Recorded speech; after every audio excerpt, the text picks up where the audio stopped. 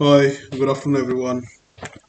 So, this let's discuss the risk management part two. A quick recap of what we discussed. Risk management is in project management, risks are not only negative, they are both positive as well as negative. Positives are known as opportunities,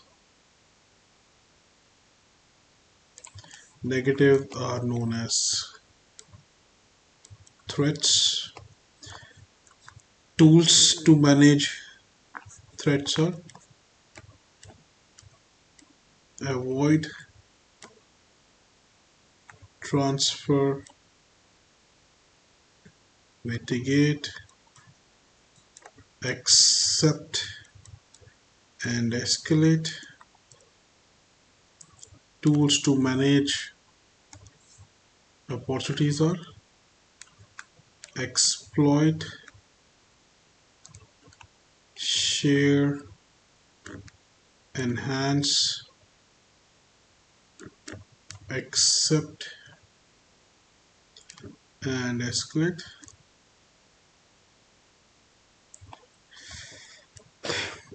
The avoid example was 5 p.m. traffic.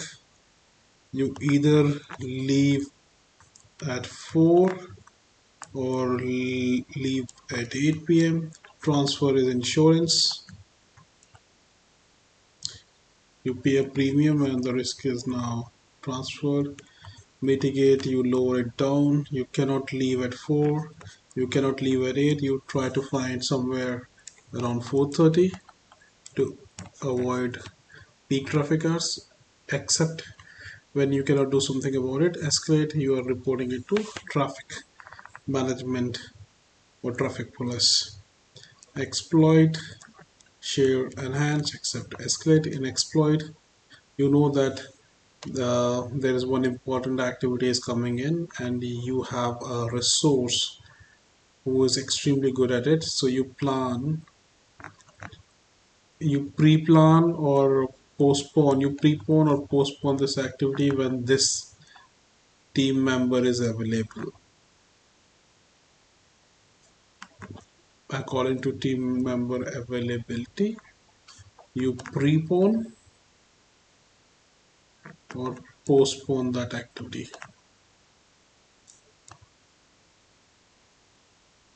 Is an example of exploit. Share, you share it. Example, in this tower they create towers for telecommunication. Then services like Airtel, Etisalat, DU, Vodafone, they provide these services. So in this tower plus service provided, this is share. Enhance means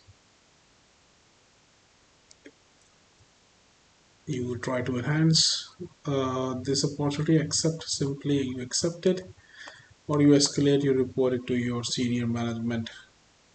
Like if you're a project manager, myself being a sponsor, you're reporting it to me. There are escalations in both cases. Then we tried to understand, yeah, if you recall, we created this graph with 2 cross 2 matrix. Okay, this was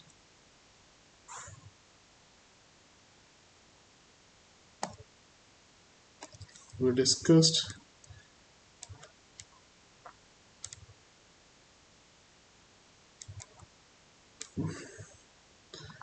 problem known, solution is also known problem, known solution.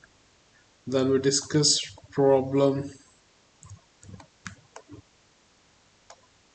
unknown, solution also unknown.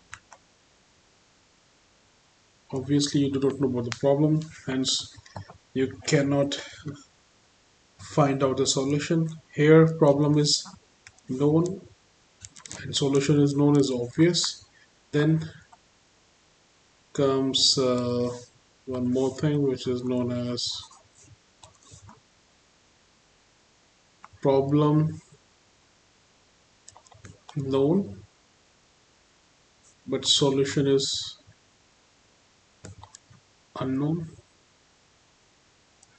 As a PM, your job is to find solution anyhow, and anyhow find solution by devising, taking expert opinion, asking help from seniors, use cases or PMO, etc. etc.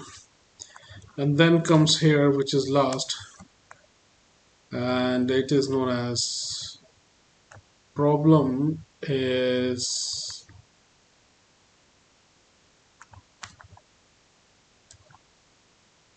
unknown, but solution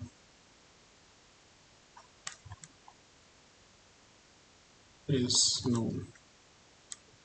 Here the example is assumptions list. You assume that the money will be released for the next phases. You assume that there will be no avalanche, etc. etc. So I hope this concept is clear. So let's go back to, this is what we have discussed so far. Let's start with where we were, I think. Yeah, let's start from this SWOT. We discussed SWOT: strength, weakness, opportunities, and threats.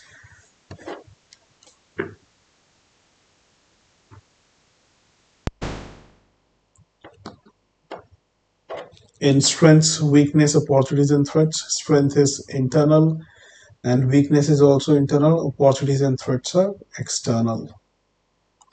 Okay, we discussed sources of risk, prompt list, PESTLE, political, economical, social, technical, logical, legal, and environmental. And there are few other prompt lists like TCOP, technical, environmental, commercial, operational, political, VUCA, volatile, volatility, uncertainty, complexity, and ambiguity. So these are all prompt lists. Identification of risk, it has to be done early in the planning cycle. Most project teams will brainstorm risks, identifying risk, their cause, etc. So let me explain this. Not sure if you recall that when we create the initiation phase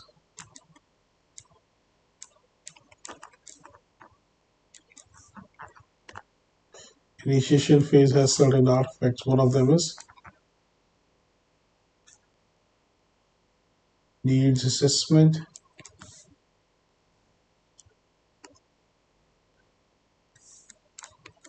Then you have feasibility study.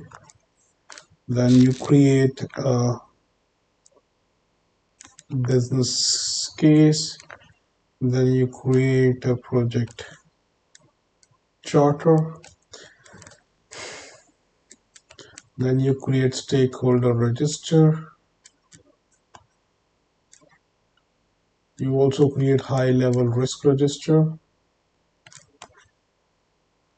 And then you create assumptions list.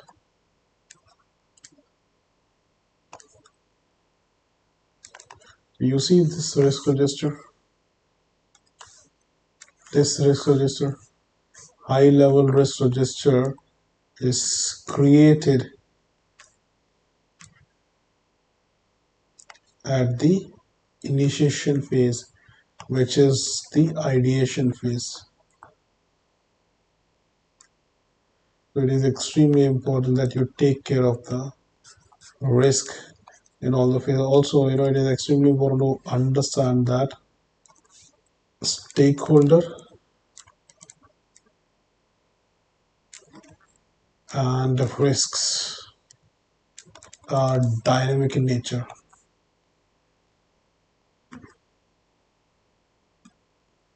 They will keep changing. So please, you need to watch these two carefully, and you need to keep them revising, perhaps fortnightly, monthly, whatever is your nature of your project. This is not static, it is dynamic in nature. Please understand this.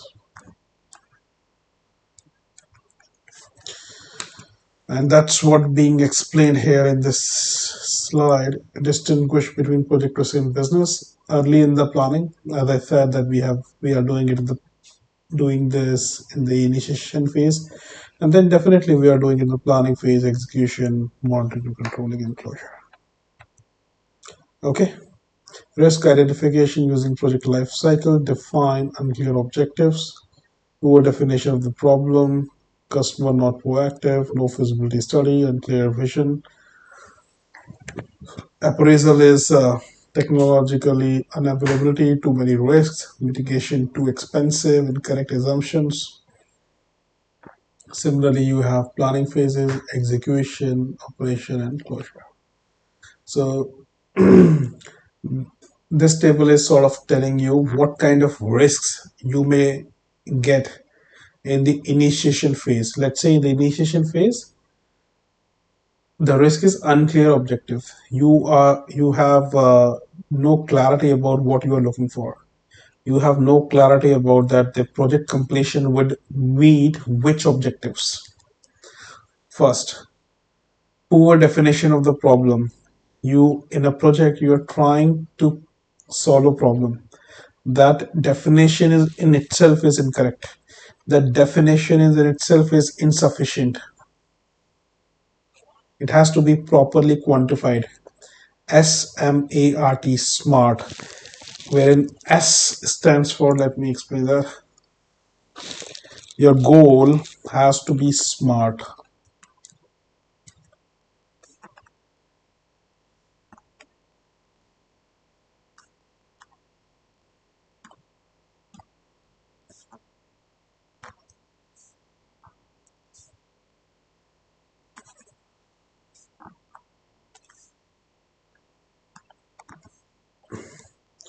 S stands for specific. M stands for measurable. A stands for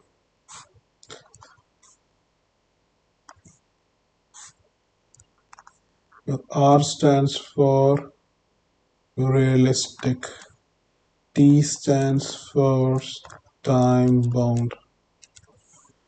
I think A is specific, measurable, achievable. You when you define a goal, it has to be this. You cannot expect to create a goal that I will by tomorrow I will complete all fundamentals, project management fundamentals. If you create this kind of goals, you will fall flat. This is not realistic. It is also not achievable. Plus, how will you measure that you will complete all project management fundamentals in one day? How will you measure this? This is so therefore your goal has to be specific. Let's say I'll complete the risk part of project management in next, let's say, 1 week. So this is specific risk part. Measure, achieve, realistic, yes. 1 week is realistic. Time bound because you have defined time. Achievable, yes, perhaps if you dedicatedly spend time. Measurable, yes, measurable. That after this we have some kind of quiz session or some kind of assessments which will assess our performance, and we can say that this is known as the goal has to be specific, measurable, achievable, realistic, and time bound. Customer not proactive, no feasibility study, feasibilities of financial, technical environment, etc. Similarly, you have appraisal phase. Similarly, you have planning phase, risk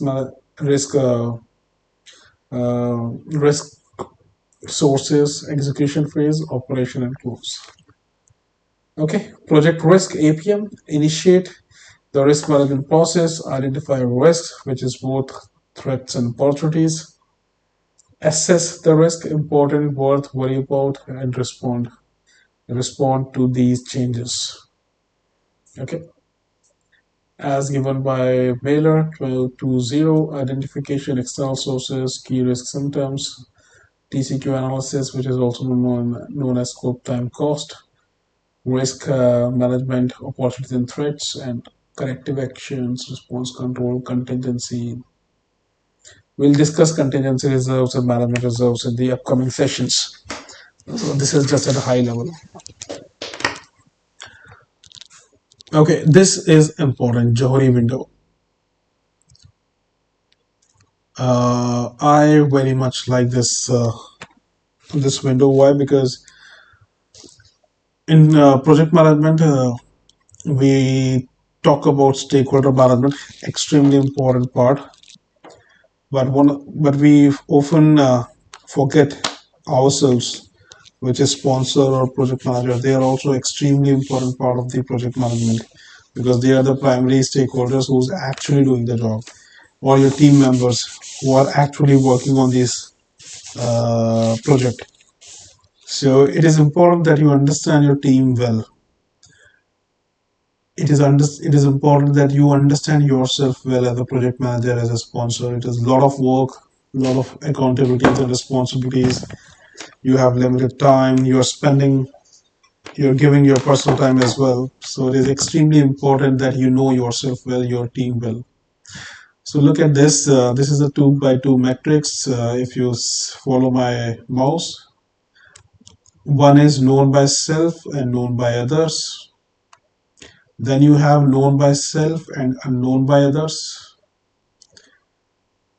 First quadrant, first quadrant this is third. Second quadrant is unknown by self but known by others. And fourth quadrant is unknown by self and unknown by others. So let's discuss first known by self and known by others. If you see, this is open, complete open. You know yourself and others also know that thing about you. It's complete open. Then known by self and unknown by others, you disclose. Known by self, you know that thing about yourself, but others are not aware about that. So in that case, you disclose. Look at this, you self-disclosure. You disclose. For example, I'm a sponsor of a project, let's say a consulting project, and you are working in the analytical department of my project, and you are taking care of the analytics, but you want to get involved into customer facing role of consulting, and you reached out to me saying that, hey, I have interest in the customer facing roles of consulting projects, and this is I also have prior experience, or I have done XYZ courses, and I think I can do this. Can you please, allocate me some kind of opportunities or roles wherein I can come in customer-facing consulting uh, roles and opportunities. So you know about yourself that this is where your interest lies, and you are good at it, and you disclose it to me, and I perhaps give you that kind of opportunity. That is self-disclosure. Quadrant 3. Now, unknown by self but known by others. In that case, what you do? You ask feedback. Hey, could you please help me? Let's say, after 1 year, you are doing what do you call it, a feedback check, and you are asking feedback from your manager, or you are asking feedback from your peers, and peers tells conveys you that you are extremely good at Z things, but there is one gap area which they have realized, and perhaps you can do something to improve upon in that gap. So you are not aware, but others have pointed that out. So after taking feedback, so if you see this one, this is a blind area for you because you are not aware of it, but it is known by others. So you ask feedback. Similarly, unknown by self and unknown by others is, it's complete unknown area. Here you do sharing. Unknown by self and unknown by others, you do sharing. So this is what about Johari's window. If you So Johari's window helps you to manage your team well. It helps you to giving opportunities to make closure to your team members in terms of skill set, in terms of what they want to do, and what are their preferences. Accordingly, you can also get to know yourself better. And your team and you as a project manager are extremely important part of a stakeholder management of projects. All right, so when we know each other well, it definitely improves our team bonding or interpersonal relationships. And that's what it says, improves interpersonal relationships and communication skills. To enhance project team development and relationships, helps in understanding yourself and others. So this is extremely important and quite interesting. A risk management strategy, if you see identification of the risk, first you identify, then you do a quantitative analysis of that or qualitative analysis. Then based on that you prioritize. Then you create or develop a strategy for managing the risk, and then project sponsor, executive review, and then taking actions. So this is a life cycle of risk management. Okay. First is identification, assessment based on quantitative and qualitative analysis. You monitor it. You sort of control whether the parameters are within the tolerance level or not. If it is beyond tolerance level, then you have to do something. Simultaneously, you are doing evaluation. Then you will implement it, and then you will inform it to the stakeholders, or you communicate with the PMO, keeping it to the lessons learned. So here comes the learn and adapt. So that if similar kind of risk occurs, you know what has to be done, and your respective team members or someone someone joins a similar kind of project later, they also know what has to be done. So this is the life cycle: identification, assessment, monitor, control, evaluate, and learn and adapt.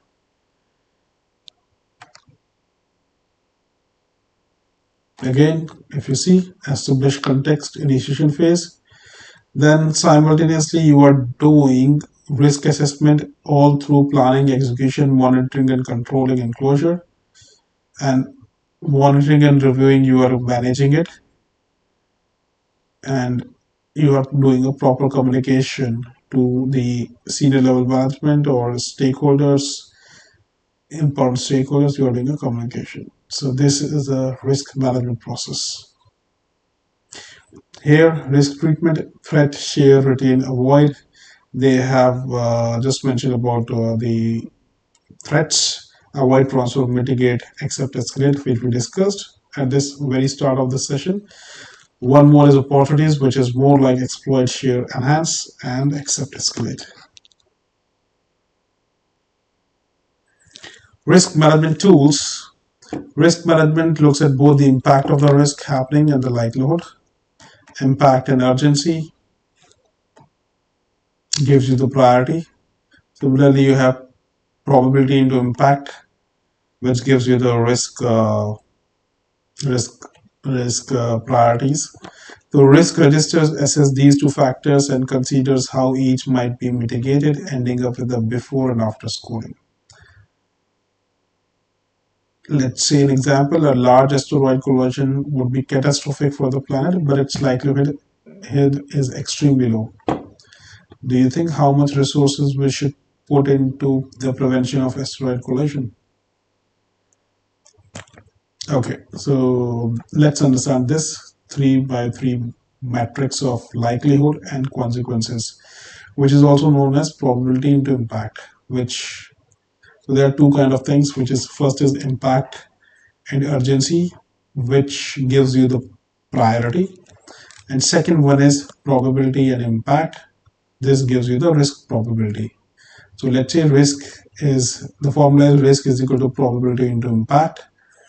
On y-axis you have probability, on x-axis you have impact. So if impact is high and probability is also high, the risk is extreme risk, number 9. If probability is medium and impact is also medium, you have medium risk, number 4. If probability is very less and impact is also very less, you have insignificant risk, which is falling into number 1.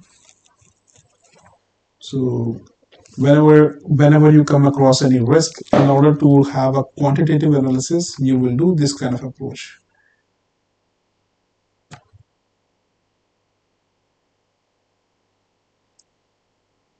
These are a few things, a few methods of quantification of risk. One is expected value used in evaluating potential projects, possibility outcome into probability of occurrence. Let's say 50% chance of yielding a profit of £2 million earned value. You calculate a 50% of it. Then you have Monte Carlo simulation. It's a software that is being used in project management.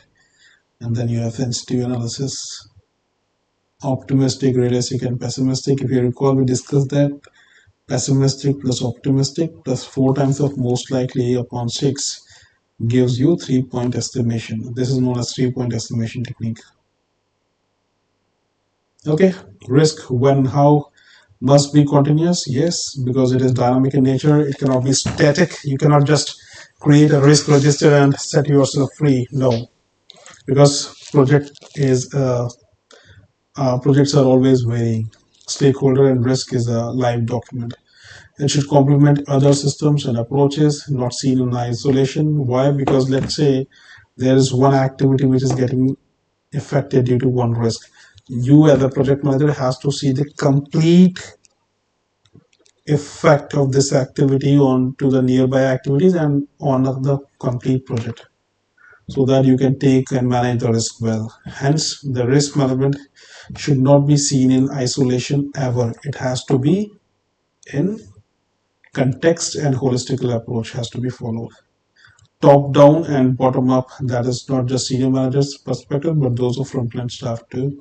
So when you are communicating or when you are taking observations, not only think about take the feedback from top, but you should also follow from bottom. So take the feedback and manage try to manage this risk, taking the feedback or information from top as well as bottom. This is another example of basic risk register. If you see description of the risk, its likelihood, high, medium, low, impact, high, medium, low. Then you have grades, the actions that you will take. After actions, what is a new grade and who will be the owner? This is the basic risk register, very basic.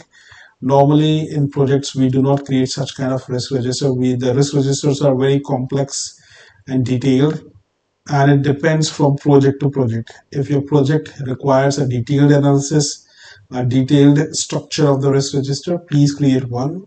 There are thousands of templates available on Google. You can choose any one of them, and please feel free to customize that based on your requirements. Okay, monitoring and controlling projects. Monitoring is collecting, recording, and reporting information. Controlling is to manage. So as a project manager, what you were doing, you did planning. First was initiation. Just a second. Yeah, it's clear. First was initiation phase. Then was planning. In planning, You have planned it to be the, what do you call it? You have planned it in the best way possible. Now execution will happen. Execution will be done by the team.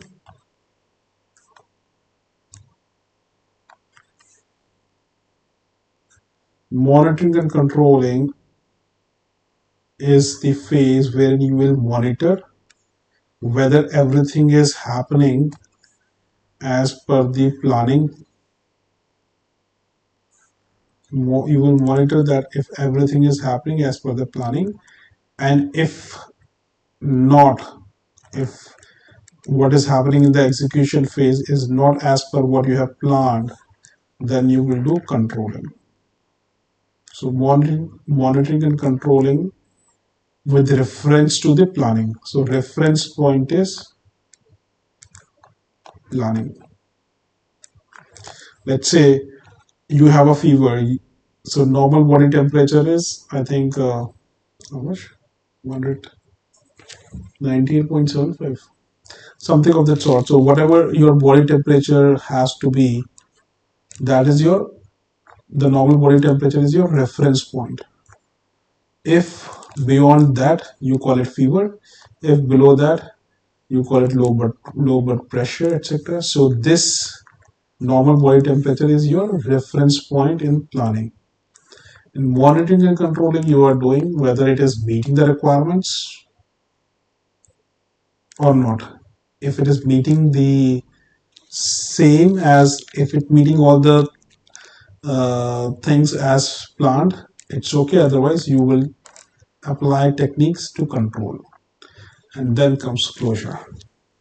So coming to this concept, controlling is the act of reducing the difference between plan and reality. I hope this slide is clear. Controlling projects, how you control: feedback control, adjustments and corrective actions; feed forward control, looking ahead and making changes, and mix of these two. Yeah, quite obvious. Monitoring projects, how you monitor them: creating dashboards, you create project reports. Project reports are of two types: push and pull. In push, you just send them weekly updates, bi-weekly updates, monthly updates. In pull, you create a dashboard, and anyone at any point of time can just pull the report from the dashboard, and it's easy to good to go. So these are the basic things which have been mentioned here.